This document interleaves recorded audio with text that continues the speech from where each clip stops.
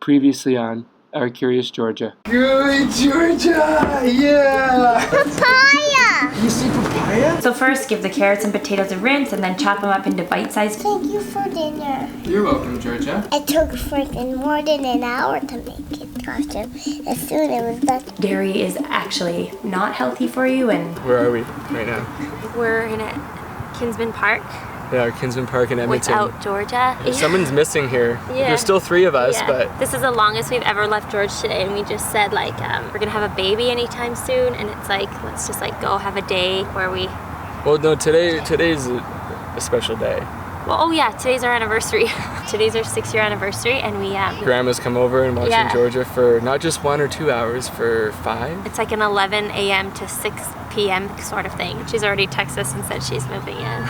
Okay, so today we're, like we promised, we want to make a video kind of outlining our life or our time living abroad over in Indonesia and in Vietnam. Majority of that time was in Vietnam, about 15 months, and the other 3 months was spent in Bali. Okay, more specifically Bali than the rest of Indonesia, but we get lots of questions about what is life really like there? What is the true, almost nitty-gritty, you know, like what are the obstacles that you face, what are the disadvantages, what are the advantages, what benefits did you have? Even though these 2 countries are in the same neck of the woods, there's a lot of differences about them, right, and our way of life.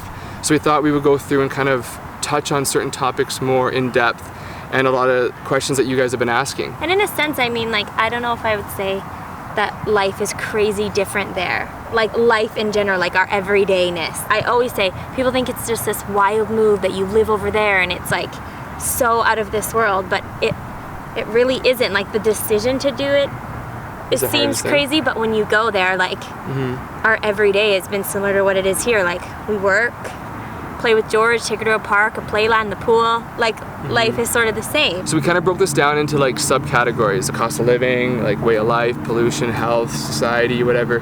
So we'll kind of touch on each topic and then maybe answer a couple questions that you guys asked directly to us. Okay, so number 1 is cost of living, which is a very important thing. You know, a lot of people expect going to Southeast Asia it's so much cheaper, which it is. And in both of these countries, we're not going to go too in depth because we did do videos on these comparing the cost of living. We actually did a Vietnam Bali one. But at the end of the day, yes, it is cheaper to live in both of these places. Probably at the end of the day, Vietnam is the cheapest. Yeah. That's arguably, they say, is the cheapest country to live in Southeast Asia. Although you can live both lifestyles. You can live on a shoestring or you can live 5-star. You know, if you live in downtown Ho Chi Minh City versus rural Indonesia, like you're gonna pay more for Vietnam, right? So it depends on where you live, but as a whole, yes, it's they're both very cheap, and probably Vietnam, your budget will stretch a little bit further. Okay, so for weather, it's not like extreme differences. And the time that we spent in Ubud versus Vietnam, I preferred the weather in Bali. After living in like a hot climate like Vietnam for like a year straight, I had never done that before. I said to Sean, you know, I really appreciate the change in seasons in Canada. Like the hot was just not too much. Like I don't not like it, but sometimes you just like want like a crisp morning or a crisp afternoon, you know what I mean, to put a sweater on, and I miss that. Not like the 7-month winters or however long they are. Would you like to stay in Canada for the winter, or do you want to leave and go back to the warm weather? Go back to the warm. You want to go back to the beach? You sure you don't want to play with this stuff? No? Just know that when you go to these tropical locations, you're dealing with more of 2 seasons: wet season, dry season, and that's it. And the wet season is the biggest downfall. If you can survive that, then yeah, you're gold. And I know we've said it before, but the biggest downfall with rainy season is mold. Yeah, mold. Yeah. All of clothes, stuff, articles, like it's just it's relentless. You can't get rid of it. Yeah, it's really difficult. So the people in Vietnam and Bali, we obviously love so much, but like some of the nicest people. I mean that the Vietnamese are the biggest, most welcoming, open-hearted, and then you think when you can't get any nicer than that, you go to Bali and you're like, wow, like am I experiencing even so much more? Yeah. You know, like they're just open smiles, love you. You could honestly go and hug somebody and they'd be like, yeah, that's how we do it in Bali. We didn't, but maybe we should next time. So people, incredible. Yeah, so culture. Oh, Bali is like a league of its own. Everywhere you go in Bali, you smell incense. They're always doing like their little ceremonies that they do. No matter where you are, you could be in like the busiest, most touristic spot of Bali. No matter what, they like put their skirt on, their hat, and they start doing their ceremonies, and it's just like, you feel almost like a part of something in a way. Bali should be a country within a country. Like, it's so different and unique to the rest of the whole Indonesia. I think there's like 17,000 plus islands, and it's the only one that is like that. So it makes it so unique in itself. And that Hindu religion, where I think the rest of it is Islamic or something, it's in your face. It's really, really in your face. Even if you want to escape it, you can't. But it's a positive experience. Like, it's not in your face of like pushing it down your throat. Like, they don't have like door knockers coming like, join us here, you know? It's welcome. You want to embrace it. You want to get involved with it. It's like really intriguing. Where I don't notice that so much.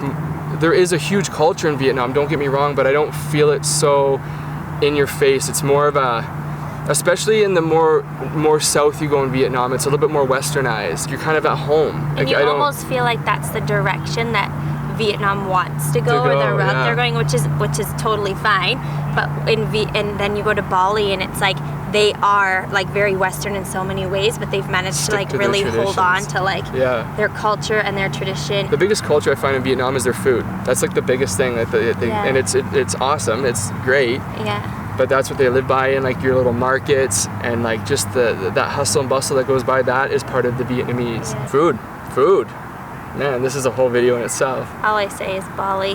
well, for vegan food, obviously, like, food is like literally 90% of what we talk about in life, 90% of what we do, what we focus on. The food is out of this world, vegan food, which obviously we're not going to touch on anything else because like we don't eat anything else.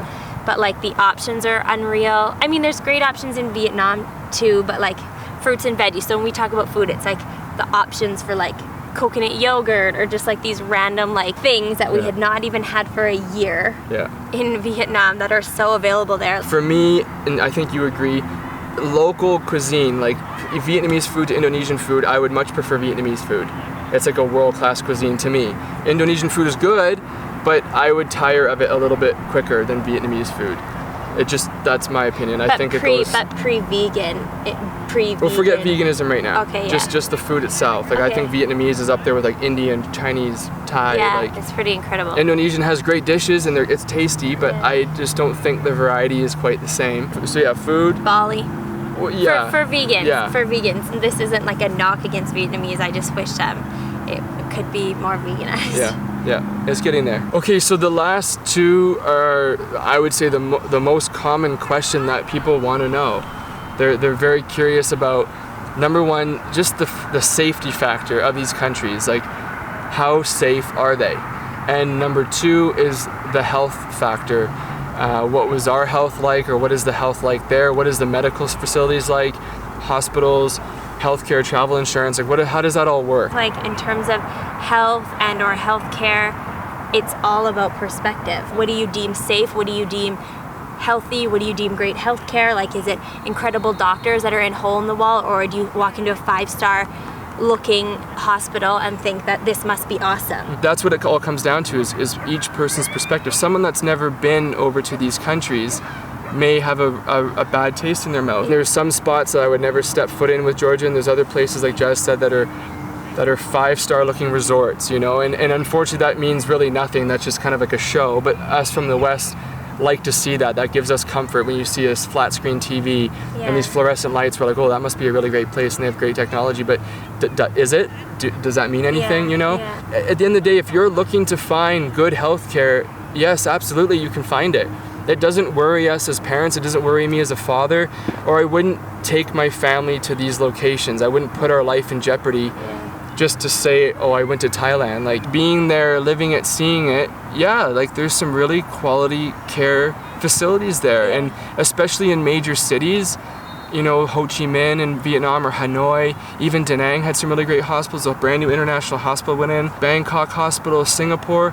Like, these are only quick flights away. And if we're talking like major emergency situation, like worst case scenario, where we need to get medevaced out somewhere, like Yeah, you got Singapore Hospital that's rated like number 2 or 3 in the world. Hong Kong, Japan, like these are all in the same vicinity. Bangkok, even places like Malaysia, which kind of gets under the radar. But a lot of their doctors are trained in places like Britain, US, Australia. A lot of their hospitals, among other these countries, get accredited by a certain gold standard or an international gold standard, which is a JCI. It's an accredited system, so that it gives you peace of mind that you know that you're dealing with good healthcare. You can get international doctors. We had Dr. Daniel Mitchell, who was with us in Da Nang, who we loved him. Like he was great from what we knew, but we only went to him for like minor things. Yeah. You know, like a random cold or whatever. Yeah. I think some people, like, if people just think like you're gonna go to a hospital in Southeast Asia and they're gonna pull out a dirty needle to give you stitches or something like that. Like, that doesn't happen. I mean, maybe in some spots it does, but like,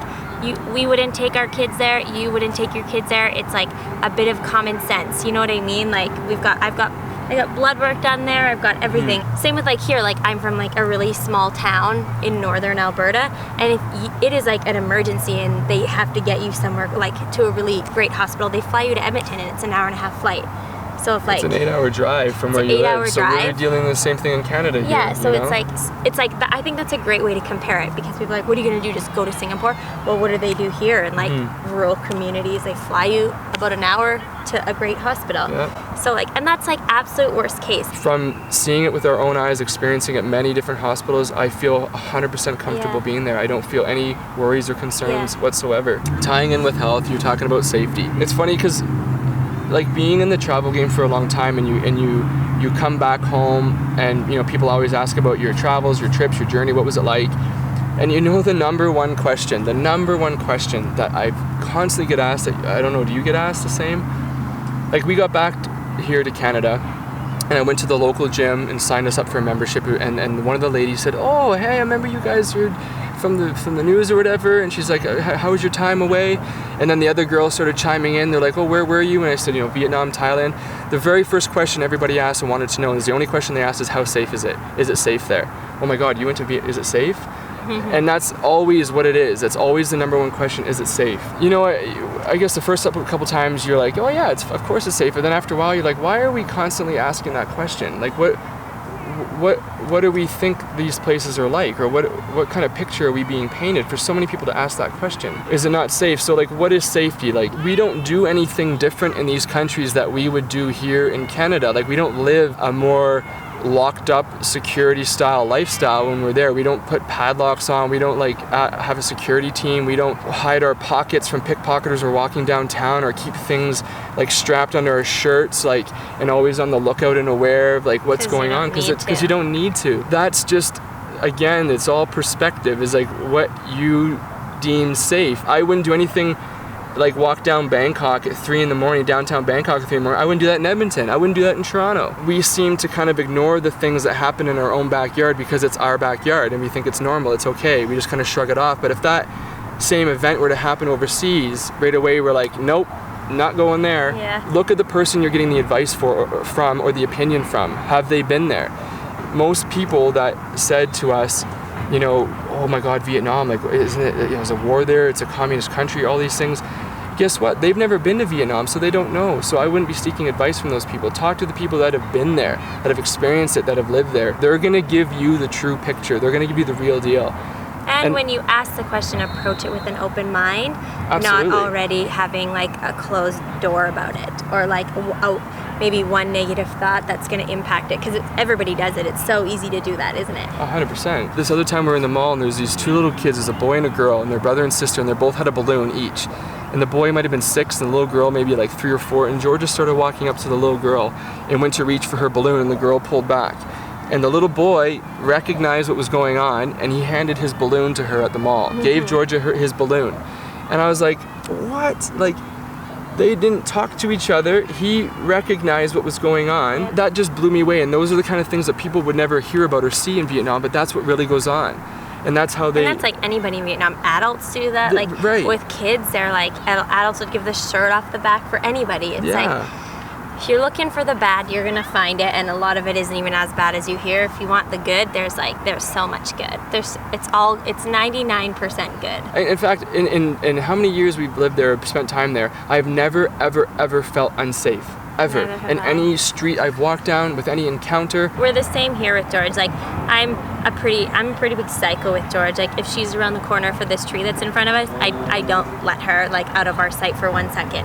Here, there, we don't ever get babysitters there. Like, we don't get babysitters unless it's family. Like, it's just a thing we do. We're the exact same here as we are with George. So, like, she's not out of our sight for 1 second there, because anything could happen. You're abroad, anything could happen here. Like, if I'm in Walmart here, she's not in the other aisle and I'm not with her. Like, we're the exact same as we would be here. I get where the questions are coming from, and, like, I'm so happy to report now. Like, I wouldn't be going back with a 2-month-old baby if I thought that they weren't capable of handling something that went wrong with my child or something like that. So my biggest thing was just healthcare, because you always want to, it's the what ifs. You play the what ifs in your mind, and when you're worried about something, they're amplified, and it's like, it's amplified because you don't know it.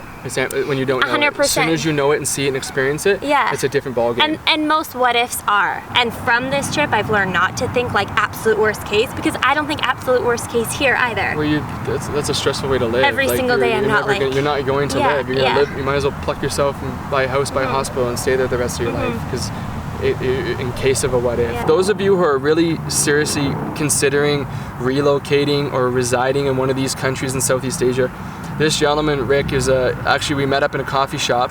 He's from my same hometown. So he's now older gentleman, retiree. If he's watching this, he's gonna say, older? What do you mean older? He's the guru. He's the pioneer of all this stuff. Basically, he's lived in Borneo, Cambodia, Thailand, Vietnam, all of them. He bounces around from season to season. But he wrote a book recently, and you can purchase it online. I just bought it maybe a few weeks ago and gone through like the first few chapters. It's really awesome. It's super in depth. I'll post the link up here if you guys are really interested. It's like $8.99. You can buy it on Amazon, but it's like the Bible. It is like way better information than any of us could tell you, because he's been in all these places. He's traveled, he knows the infrastructure, he knows the data, he knows the facts, the science behind it all. So like, it's a good book to if you know, it's pretty cheap if you want to look up or get some more info on that stuff. But my foot's asleep right now. I'm so pins and needles. My baby's asleep. Okay, so to give an overall summary, like, just of these two places, our life in each one. Vietnam first, go. Maybe it's because we were there for the longest time. Vietnam feels like home. Like, you feel settled, you have everything around you. It feels like it becomes a norm very fast. And then Bali, it almost feels like you're on, that's good about Vietnam. Like, that was our home, wasn't it? Like, and maybe that's why Bali felt like this to me. Bali feels like a perma vacation. Yeah. Like, Bali feels like a dream, and like that's why it's hard to know where you'd prefer to be better. Like, Bali seems like surreal. It's like on a whole other level, and you're almost like, is it like this all the time? But it really is. Like, it seems like people walk around floating on clouds. You know what I mean? Like, it's so weird. So of course that makes you feel the same way, and it's like you're almost always in La La Land in Bali, aren't you? Yeah, like in Ubud where we live, like that's how we felt anyways. Like, Vietnam still has this like Wild West feel to it, you know. It's definitely growing, you know, in so many areas, but it's like, it has this ruggedness to it, and I like that about it. There's something about it that just draws you in. It just sucks you in. Vietnam. Bali is just like you said, it's an amusement park. It's a fantasy land. You know, there's a reason why it's like top. I think it was voted top destination in TripAdvisor 2017. Like, there's a reason for that. There's a huge expat community that lives there. You would fall in love with it right away. You know, the people that don't, I don't really get why, but they are vastly different. You know, and some people don't like that Wild West approach, or it's more primitive. It's kind of like a little bit backwards Vietnam sometimes, but that's cool. That's cool, what I like about it, you know? If you had to say right now, if you had to live somewhere permanently out of these two places, if you had to pick one. I would choose Bali. Bali? But I can't say one bad thing about Vietnam. You know what I mean? It's not bad. It's just like, if I had to one up right now, would you say right now we're not going back to Da Nang? No. No, me either. No. That's why it's like so difficult, and people want the nitty gritty and like, don't go to Da Nang, but it's like, we'd be like, yeah, totally go back to Da Nang. Well, I can honestly say with 100% assurance, we're not going to Da Nang or Bali in October. Because it's too rainy. It's rainy season then, so we will not be going to either one of those places first. I hope that helps, guys. I hope you understand the reason why we made this, you know, and it gives you guys a little bit more insight. I hope we covered everything. There's so many questions that got sent to us on Instagram regarding these topics, you know, safety, health, and I hope we touched on them. You know, if you have more questions, send them our way. We'll try our best to keep going. And the answers are like pretty broad and generic, but again, it's like based on our experience. Like we haven't had like an emergency situation with George that we can be like, no, it was crap. Yeah. Like we wished we were home. You know what I mean? So like if there are like more specific questions that aren't just a general like, is it safe or how's the healthcare? Like in terms of what? From our experience, it's good. But like, I don't know, someone who broke their arm might have had a bad situation where they didn't get it placed right. And I don't know. Yeah. Another person a friend of ours had dental work done. They had a cap placed for $6. $6 US had a cap put on their tooth. And went back home to Canada, and the dentist asked, "Where did you get this done?" And they told him in Thailand. He said, "That's some of the finest work I've ever seen." And he said, "Well, I got it for $6." So it's like, their experience is amazing, and they're going to tell you good things. Someone else that came back and their tooth went gray, they're going to say, "Don't ever go to a dentist in Thailand." You know, they're the worst people ever. So it's what you had, and our experience has always been very good for what we've had, and we've had nothing very serious go on. So thankfully. Okay, we're gonna go. What time is it? What are we gonna do now? It's almost 3. What are we gonna do? Eat. More? Okay. Yes. My mom just said, "This is the best day. She is so perfect." My Georgie. Okay, we both can't feel our butts, so. Hope you enjoy this hour-long episode. Boring. Yeah. Okay, see you guys next week. Bye. They call them blueberries in Vietnam. You're right. you Excuse remember. me. Do you have a stamp on your hand? From where? But it's only little bit washed off, but not a lot. Because you had a bath, right? Yeah. Where did you get the stamp? From the picking pot. From the picking pot where you got your berries? Yeah. How long were Mommy and Dad gone for today? How long? I miss you. I miss you too. I miss you too.